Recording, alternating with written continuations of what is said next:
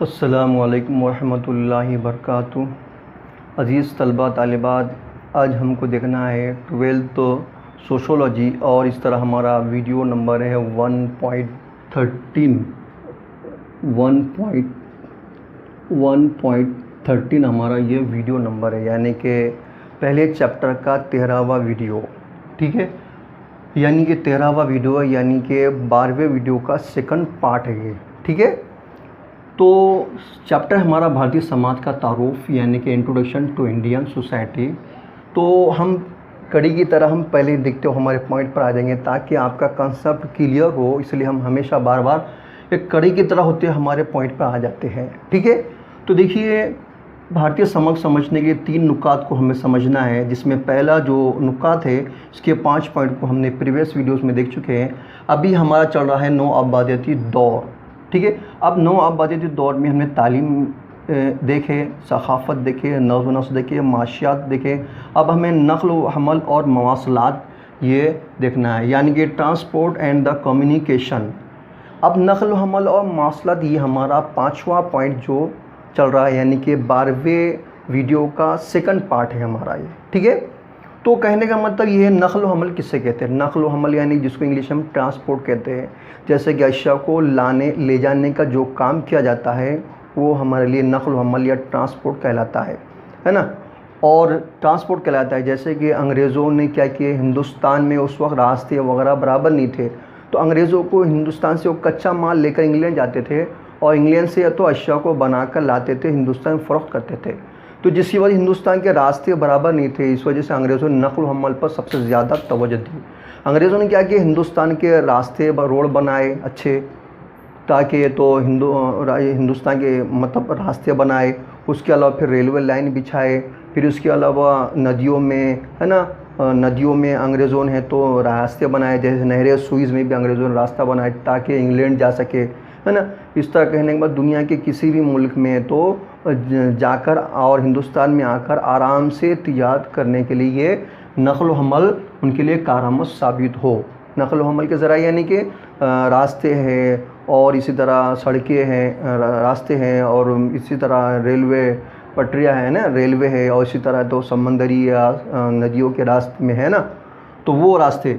اور مواصلات یعنی کمیونیکیشن، جیسا کہ ہم دیکھتے ہیں کہ کمیونیکیشن کے ذرائع کون کون سے، جیسے پہلے ریڈیو اور تو کارڈ خط وغیرہ ہوا کرتے تھے، ٹیلی گرام یا ٹیلی گراف وغیرہ ہوا کرتے تھے۔ آج کے دور میں ہے نا، کمیونیکیشن کے ذرائع تو ہر ایک کو معلوم ہے، موبائل ہے، نیٹ ہے، ای میل ہے نا، یہ ساری فون وغیرہ، یہ سارے کیا ہے، کمیونیکیشن۔ تو پہلے کمیونیکیشن کے لیے، خبر رسانی کے لیے کارڈ وغیرہ خط وغیرہ لکھے جاتے تھے، ادھر کی معلومات ادھر کی معلومات ادھر دی جاتی تھی۔ تو کہنے کا مطلب ہے اس وقت انگریزوں کے دور میں نقل و حمل اور مواصلات تو انگریزوں نے کافی ترقی دی، کافی تو ہندوستان میں بڑی تبدیلیاں آئی، ٹھیک ہے۔ تو ہم یہ دیکھ رہے تھے نقل و حمل کے ذرائع۔ اب اس کے بعد ہمیں دیکھنا قومی تحریک۔ اب قومی تحریک یہ ہمارا ہوگا۔ اب قومی تحریک کے تحت یعنی نیشنلائزڈ موومنٹ۔ اب قومی تحریک نے یعنی کہ کیا ہے کہ ہم یہ دیکھ رہے ہیں کہ ہندوستان میں جو تعلیم حاصل کرنے والے نوجوان، انگریزی تعلیم حاصل کرنے نوجوان جو ہے، جن کے خیالات انگریزوں جیسے وسیع ہو گئے، ایک بڑے دانشور ہندوستان کے تعلیم حاصل کرنے والے بن گئے، تب انہوں نے سوچا کہ سماج میں ہے تو کس طرح ہے تو غلط رسم، غلط رسومات، انگریزوں کو ظلم ستم ہے، ساری چیزیں دکھائی تھی، ہے نا۔ کہتے ہیں نا، تعلیم حاصل کرنے سے انسان کو اچھی اور بری چیز کو سمجھنے میں مدد ملتی ہے، اور تب انسان اچھائی اور برائی میں فرق کرتا ہے۔ تو تعلیم حاصل کرنے کے بعد ہندوستانیوں کو سمجھ میں آیا کہ آزادی سے یعنی انگریزوں سے پہلے ہندوستان کیسا تھا، اور انگریزوں کے بعد انگریزوں حکومت میں کس طرح ہے، اور یہ لوگ ہم پر حکومت کرنا چاہتے ہیں، ہم پر ظلم کرتے ہیں۔ تو اس لیے انہوں نے انگریزوں کے ظلم و ستم کے خلاف تمام لوگوں نے آواز اٹھائی، جتنے بھی ہندوستان کے تعلیم یافتہ لوگ وہ ایک پلیٹ فارم پر آ گئے، اور سب نے انگریزوں کے خلاف ہے تو آواز اٹھائی، انگریزوں ظلم کے خلاف تحریک چلائی کہ اب آپ اپنے ملک چلے جائیے، ہندوستان کو چھوڑ دو، چلے جاؤ، بھارت چھوڑ کر چلے جاؤ، بول کے ایسے تحریکیں چلائے، جس میں بڑے پڑھے لکھے اور تمام لوگ شامل ہو گئے۔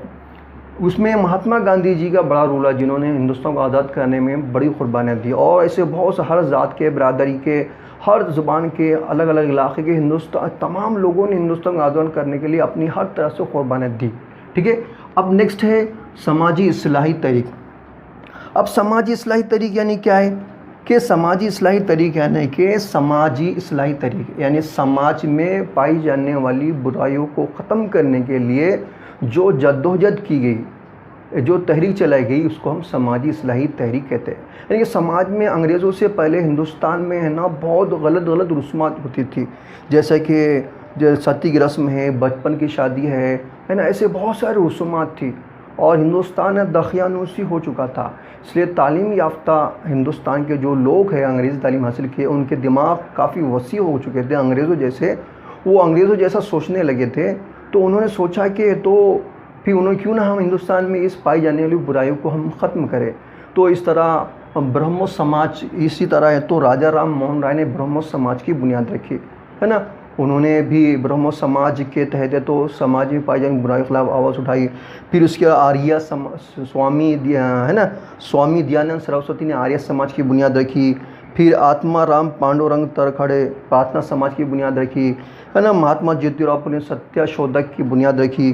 غرض کہنے کا مطلب ہے جتنے بھی بڑے بڑے رہنما ہیں، بڑے بڑے تعلیم یافتہ دانشور، تمام نے اپنے اپنے سماج میں، پورے ملک میں برائیوں کو ختم کرنے کے لیے تو مختلف قسم کے تو تحریکیں چلائی انہوں نے، ٹھیک ہے، اس کو ہمیں تو دیکھیں گے انشاءاللہ۔ ہاں، تو کہنے کا مطلب یہ ہے یہ قومی تحریک اور سماجی اصلاحی طریقہ چلائے گئے۔ اب اس کے بعد سماجی قانون سازی۔ اب سماجی قانون سازی یعنی کہ کیا ہے؟ یعنی کہ سوشل لیجسلیشن۔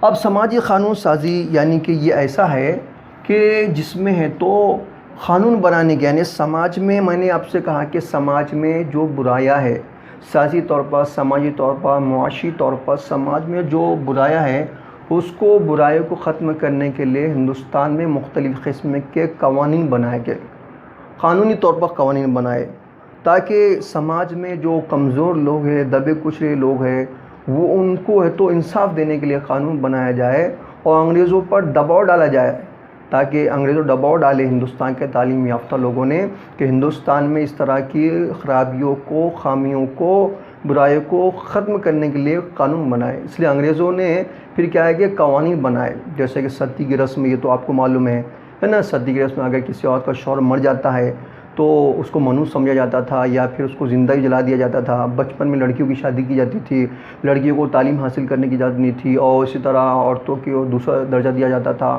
یعنی غرض ایسے بہت سارے عورتوں پر ظلم ستم ہوتے تھے۔ تو اس لیے 1829 میں تو ستی پر پابندی قانون بنا، یعنی ستی کی رسم کو منانا نہیں، اس پر قانون بنایا گیا۔ پھر 1843 میں تو بھارتی غلامی کا قانون بنایا گیا ہے، یعنی کہ بھارت کے لوگوں کو، غریبوں کو غلام بنایا جاتا تھا، ہے نا۔ تو کہنے کا مطلب ہے الگ الگ تاریخ پر ایسے بہت سارے قوانین بنائے تاکہ بھارت میں ان برائیوں کو کنٹرول کیا جا سکے، ہے نا، کنٹرول کیا جا سکے، جسے سماجی قانون سازی، یعنی سماج میں قوانین بنائے گئے برائیوں کو ختم کرنے کے لیے، جس کو ہم سماجی قانون سازی ہم کہتے ہیں۔ تو کہنے کا مطلب میرا یہ ہے طلبہ عزیز، ہمارے طلبہ، تو ہم نے تو نو آبادیتی عہد کو یہ 8 نکات کے تحت سمجھنے کی کوشش کی ہے۔ تو میں امید کرتا ہوں کہ میں نے ابھی آپ کو جتنا سمجھایا آپ کو اچھے سے سمجھ میں آیا ہوگا۔ اگر آپ کو سمجھ میں آیا تو آپ ہمارے یوٹیوب چینل سید اسلم کو لائک، سبسکرائب اور کمنٹ کرنا بالکل نہ بھولیے گا۔ دیکھیے طلبہ، میں جو آپ کو ویڈیو بنا رہا ہوں یہ اردو میں، سوشولوجی میں، تو یہ خاص اردو میڈیم کے بچوں کے لیے بنا رہا ہوں۔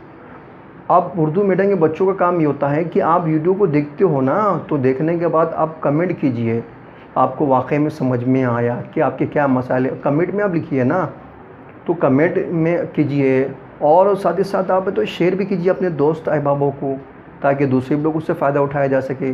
اور سبسکرائب اگر آپ کریں گے تو جب بھی میں نیا ویڈیو اپلوڈ کروں گا تو وہ اس کا نوٹیفیکیشن آپ کو مل جائیں گی، ہے نا۔ تو آپ کو تو ڈھونڈنے کی پلے اسٹور میں یا ویڈیو میں جا کر ڈھونڈنے کی ضرورت نہیں، بلکہ آپ کو اپڈیٹ روز کا اس میں ملتے رہیں گے۔ تو میں امید کرتا ہوں کہ آپ کو یہ ویڈیو سمجھ میں آئے گا، ٹھیک ہے۔ تو اس طرح ہمارے ویڈیو کو یہاں پہ ختم کرنا چاہتا ہوں۔ اللہ حافظ۔